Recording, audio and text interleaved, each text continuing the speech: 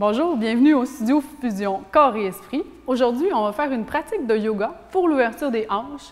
Donc, le fait d'avoir des hanches qui sont mobiles et qui sont flexibles, surtout au niveau des muscles qui sont autour des hanches, ça va nous permettre, entre autres, de réduire le risque de blessure au niveau du dos. Donc, c'est intéressant à développer. Si jamais votre flexibilité aujourd'hui n'est pas au rendez-vous, ne vous en faites pas. Le yoga n'est pas seulement pour les personnes flexibles et justement, si vous n'êtes pas flexible, c'est pour vous parce que ça va vous aider à développer graduellement cette flexibilité. Alors, bonne pratique. Aujourd'hui, si vous avez un bloc, on va possiblement s'en servir. Donc, vous pouvez avoir un bloc de yoga. Si vous n'en avez pas, vous pouvez vous servir d'un petit coussin pour vous aider dans la pratique. On peut l'installer à la partie avant du tapis. On va commencer avec les pieds à la largeur des épines iliaques de nos os de hanche. Dans la posture de la montagne, on dresse la colonne vers le haut, on ouvre les paumes vers l'avant. Ici, on va fermer les yeux. On ressent notre respiration. On l'observe sans la changer. Sans trop modifier notre posture, on observe comment on se sent. Est-ce que la colonne est longue? Est-ce qu'elle est ronde? Sentez-vous qu'il y a des inconforts à certains endroits dans la colonne vertébrale? Si c'est le cas, on peut réajuster notre posture. Est-ce qu'on peut, par exemple, débarrer les genoux pour relâcher les tensions dans le bas du dos?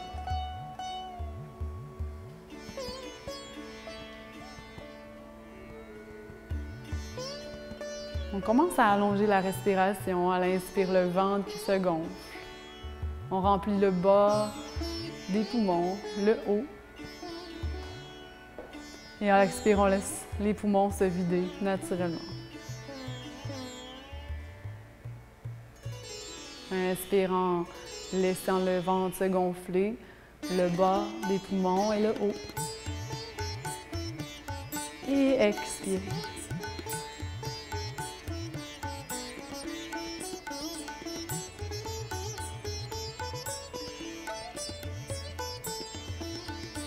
Une dernière respiration à votre rythme.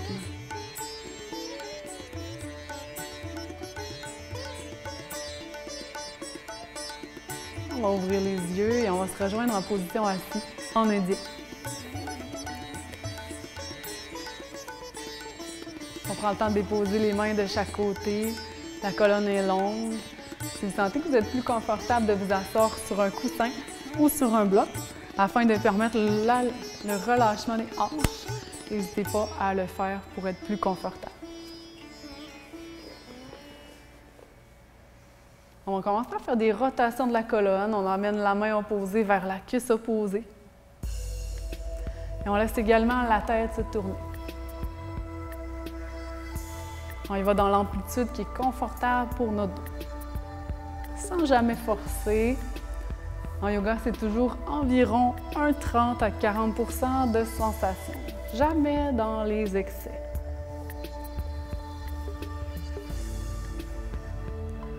Et on relâche. On va se rejoindre dans la posture de l'enfant, Balasana.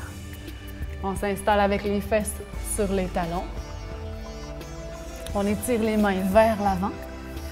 Et on peut ouvrir les genoux à la largeur du tapis pour permettre de relâcher davantage. Si votre front peut aller au sol, allez-y. Sinon, on pourra déposer notre front sur un bloc.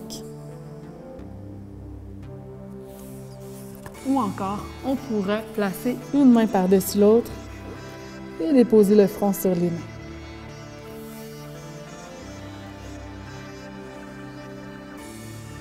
Dans la posture de l'enfant, on essaie de relâcher les muscles des fesses, du bas du dos.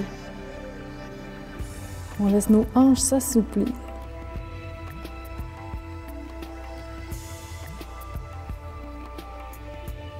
La respiration circule de manière fluide, sans jamais être bloquée.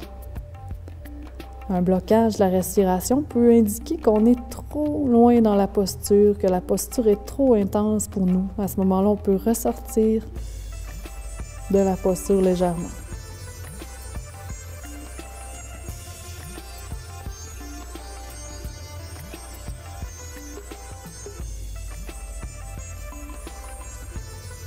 Encore une dernière respiration.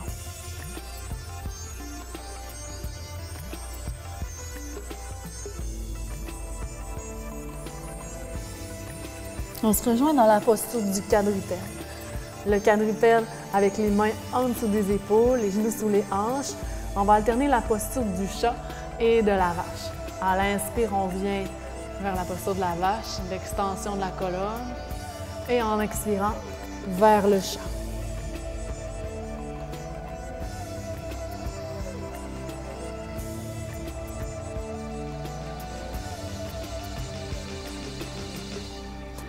Inspire vers la vache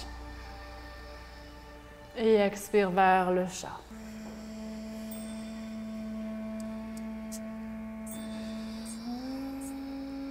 Cette posture nous permet de délier la colonne vertébrale, d'améliorer sa flexibilité, sa mobilité.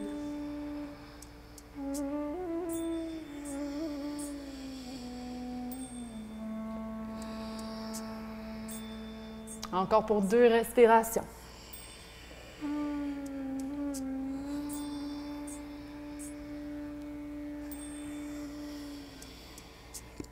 On va une dernière fois dans la posture de la vache. Inspirez.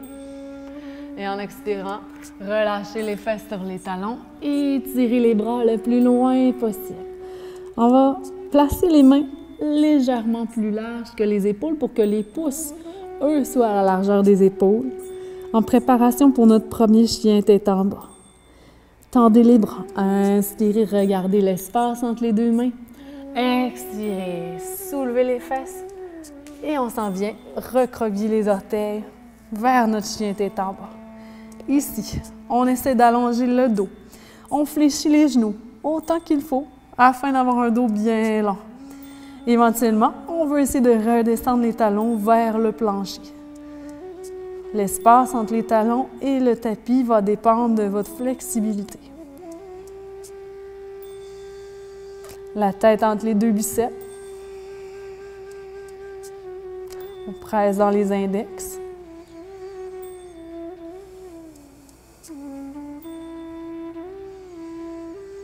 Le corps s'échauffe progressivement.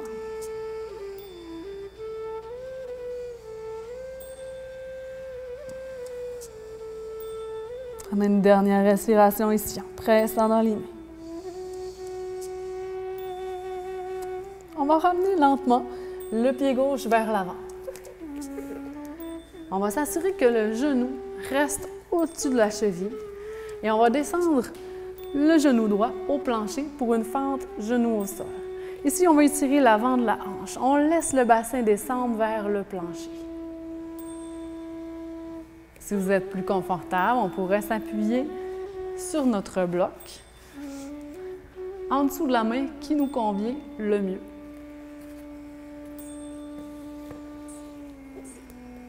On essaie d'allonger la colonne vertébrale. On respire profondément.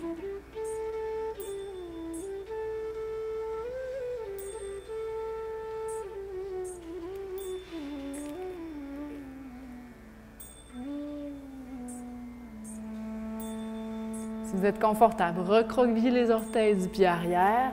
Essayez de soulever la jambe arrière. On contracte l'avant de la cuisse. On essaie de tendre la jambe le plus possible. Environ 3 respirations encore.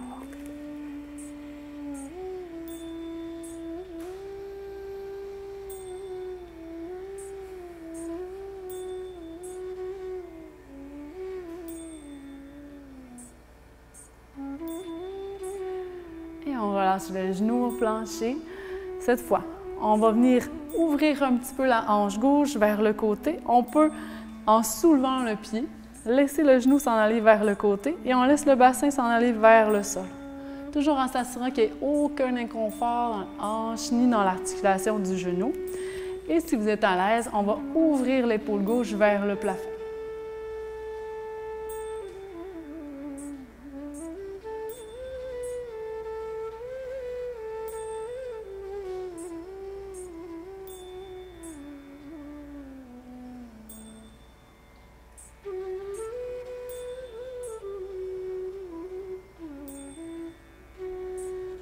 On va revenir lentement vers le centre Ici, on va décaler maintenant le pied gauche. On fait quelques pas vers la gauche avec le pied. On va ramener les deux mains à l'intérieur du pied. Selon votre flexibilité, on va pouvoir descendre les avant-bras au plancher ou les garder soulevés. Donc, tout dépendant de votre flexibilité, les deux avant-bras vont s'en aller au sol ou seulement qu'un. L'étirement, comme je le disais, devrait être environ à 30-40 % de sensation. Donc, jamais de douleur. Si vous sentez que c'est trop intense, on peut simplement revenir soit sur une main ou sur les deux mains.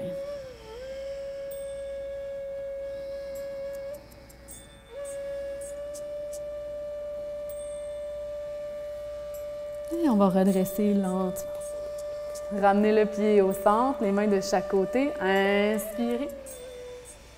Expirez vers le chien tête en bas. Inspirez vers la planche abdominale. On peut déposer les genoux au sol. Et en expirant, on amène les épaules à l'avant des mains. On descend la poitrine en premier au sol et les hanches ensuite. Inspirez, ouvrez dans le cobra. Expirez vers la posture de l'enfant avec les fesses sur les talons.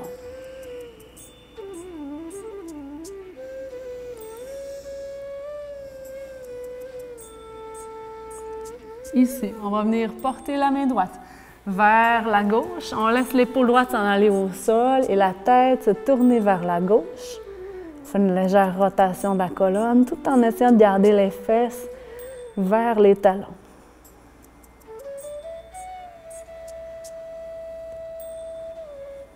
On se sert de la respiration pour ouvrir la cage thoracique et intensifier l'étirement au niveau du dos.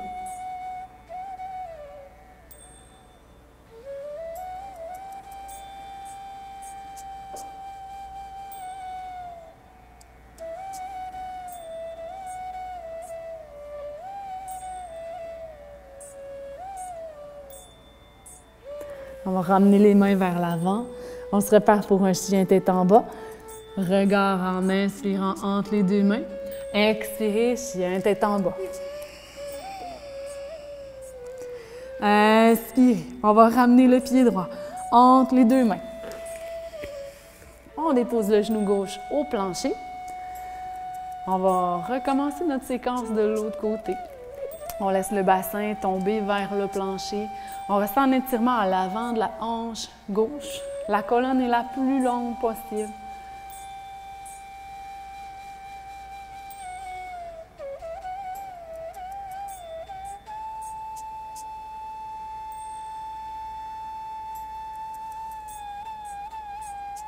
On focus toujours sur notre respiration, on l'approfondit, on l'allonge.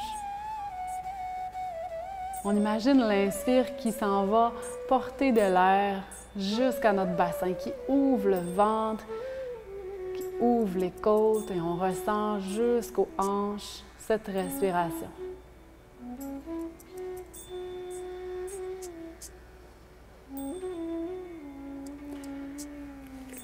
On vient porter la main gauche au sol, un petit peu plus de poids là, sur les mains pour soulever la jambe arrière.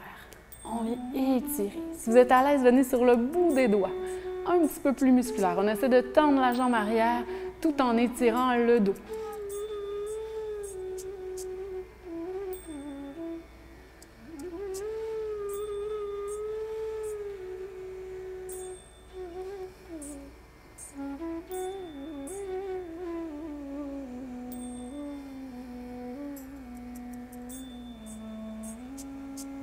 Et on va redescendre le genou gauche au plancher. On va venir dans une rotation de la colonne. On peut ouvrir un petit peu le genou droit vers le côté. Remarquez que mon pied se soulève du plancher et je vais essayer d'ouvrir l'épaule droite vers le plafond.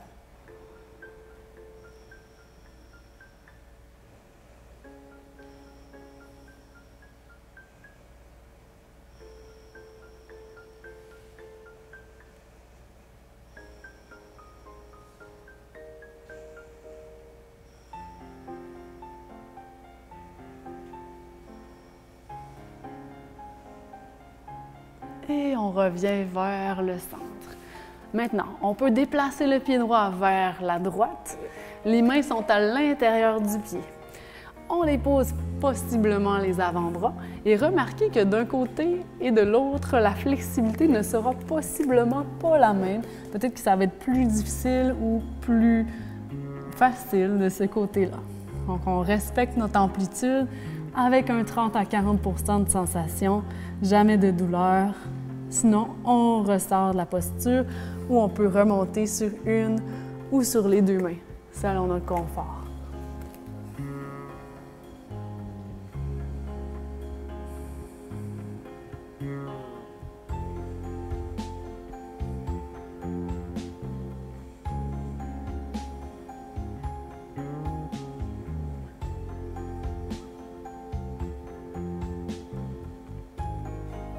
On va remonter sur les mains.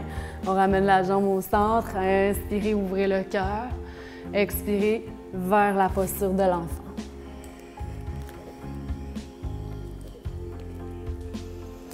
On va maintenant croiser le bras gauche en dessous du droit. L'épaule gauche qui s'en va au plancher, regard vers la droite. On relâche les fesses vers les talons. On vient créer un étirement léger à l'intérieur de l'omoplate gauche.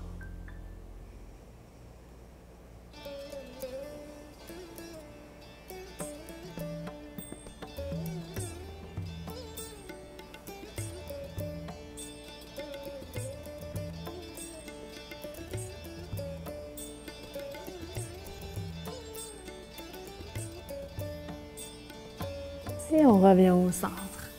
Inspirez, regard entre les deux mains. En préparation pour chien, tête en bas. Expirez, recroquevillez les orteils. Chien, tête en bas. Inspirez, on va soulever la jambe gauche vers le plafond. Expirez. Cette fois, on va venir porter le genou gauche à l'extérieur du poignet gauche et on va déposer la jambe au plancher pour le pigeon. Ici, selon votre flexibilité, on peut se servir du bloc pour le placer en dessous de la fesse gauche pour avoir un support.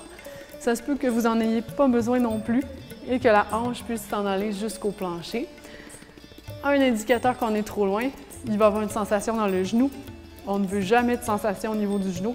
Donc, si c'est le cas, faites simplement ramener votre jambe vers l'arrière selon les sensations qui sont là pour que ça devienne confortable. On va commencer avec le dos redressé. On laisse les hanches descendre vers le plancher, la colonne étirée. Inspirez et expirez. Le pigeon, c'est une excellente posture d'ouverture des hanches. Ça nous permet d'aller tirer le fessier gauche et l'avant de la hanche droite en même temps. Et lentement, on va glisser les mains au plancher et on relâche. Soit sur les avant-bras, soit en étirant les bras. Et si c'est confortable, le front au sol.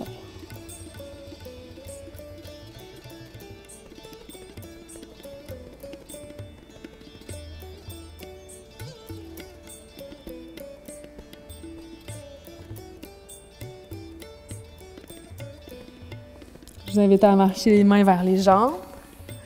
Ici, on va déposer l'avant-bras gauche au plancher et on va essayer de, en pressant dans l'avant-bras droit au plancher et en pressant dans la main gauche, on va essayer de tourner l'épaule gauche vers l'arrière. Ça va peut-être créer un petit étirement aussi au niveau du dos.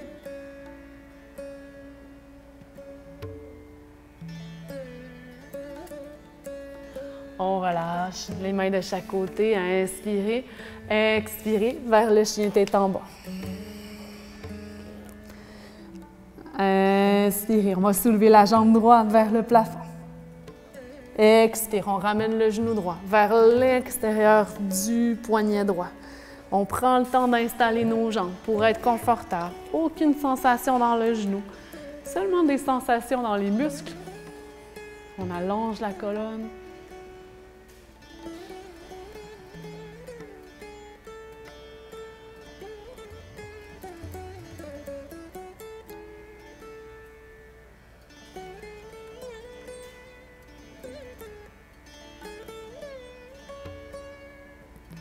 Et progressivement, on peut descendre vers le tapis. On peut rester sur les mains, sur les avant-bras, tout dépendant des sensations que vous avez ici. Et on pourrait étirer les bras, relâcher le front complètement au sol.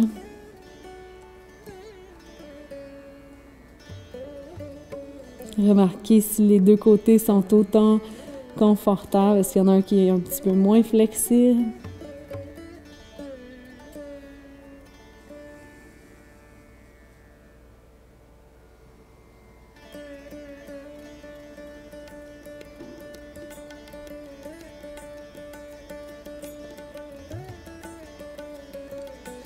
Et on va redresser. Cette fois, on va déposer l'avant-bras gauche au sol, la main droite juste en avant du genou droit. Et on va essayer d'ouvrir l'épaule droite vers le haut. On vient possiblement intensifier l'étirement au niveau de la fesse droite. Et peut-être une petite sensation dans le dos.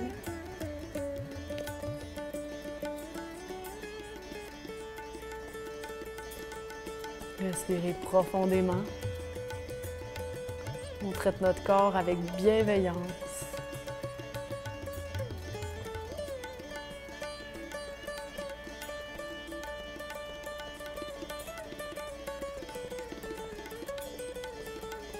Et on revient vers le centre, pressé dans les mains. On va se rejoindre vers le chien, tête en bas. On va déposer les genoux. On va se rejoindre assis en papillon, avec les pieds un contre l'autre. Ici, si vous désirez, on peut s'asseoir sur un bloc pour être plus haut et avoir plus de confort au niveau du relâchement des hanches. On pourrait aussi éloigner les pieds des hanches jusqu'à temps que ça nous permette d'avoir un allongement optimal du dos. On va placer les mains de chaque côté du bassin et on va prendre plusieurs respirations dans cette posture. Si vous sentez qu'il y a beaucoup de restrictions, beaucoup de rigidité, que c'est inconfortable, on pourrait aussi mettre des coussins de chaque côté des genoux pour se supporter et pouvoir se détendre davantage dans la posture.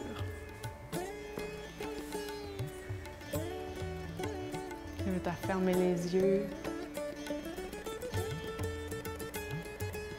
À la prochaine expiration, on peut amener le corps légèrement vers l'avant, les mains de chaque côté des pieds, si c'est possible.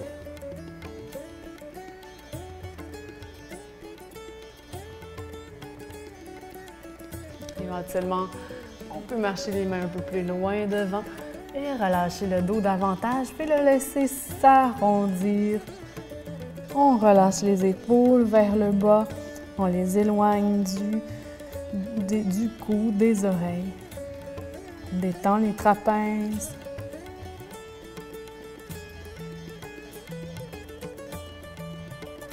Et on va redresser vertèbre par vertèbre.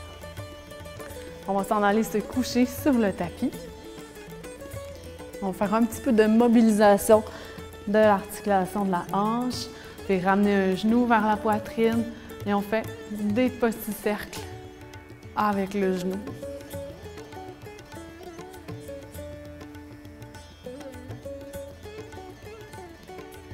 La même chose dans l'autre sens.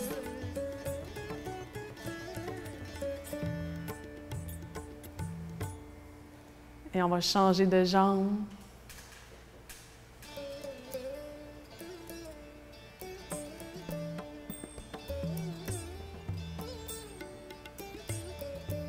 Et dans l'autre sens.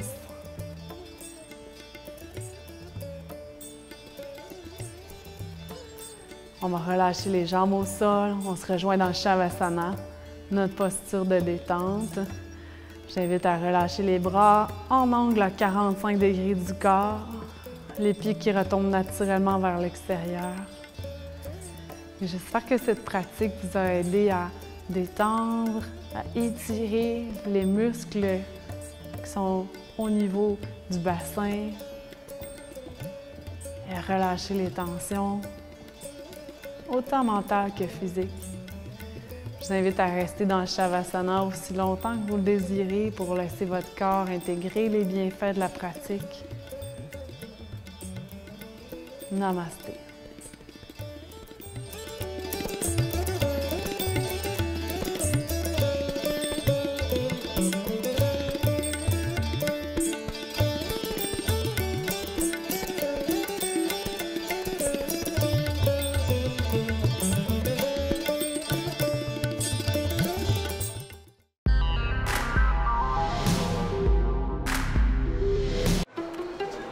impressionnant, ça. Nous autres, c'est par l'innovation qu'on est en train de faire notre place. Les ventes en ligne, ça va comment? Super bien. On va engager du monde.